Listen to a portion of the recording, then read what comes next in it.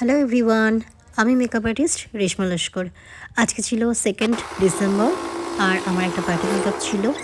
তো সকাল সকাল রেডি হয়ে বেরিয়ে পড়লাম। এলো আমার অ্যাসিস্ট্যান্ট কাম আমার বড় মেয়ে। তারপর একসাথে বেরিয়ে পড়লাম, লোকেশনে পৌঁছে গেলাম। ও লাইট সেট আপ করছিল, প্রোডাক্ট রেডি করছিল।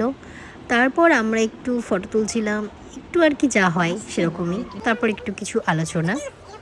ও এরকম একটু লুক চাইছিল, কিন্তু আমি বললাম এরকম লুক করো না, একটু অন্যরকম করো। তো তারপর যা হয় আর কি, একটা ক্লায়েন্ট আর একটা মেকআপ আর্টিস্টের মধ্যে একটু ডিসকাশন।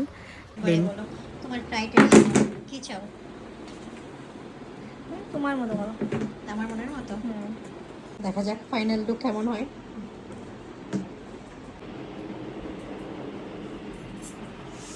বলো, তুমি আয়নায় দেখেছো নিজেকে? পছন্দ হয়েছে? খুব পছন্দ হয়েছে। এরকমই চেয়েছিল, দেখতে ন্যাচারাল। ক্যামেরায় যেমন লাগছে তার থেকেও বেশি ন্যাচারাল লাগছে হ্যাঁ। সামনে। তো এই ওভারঅল লুক।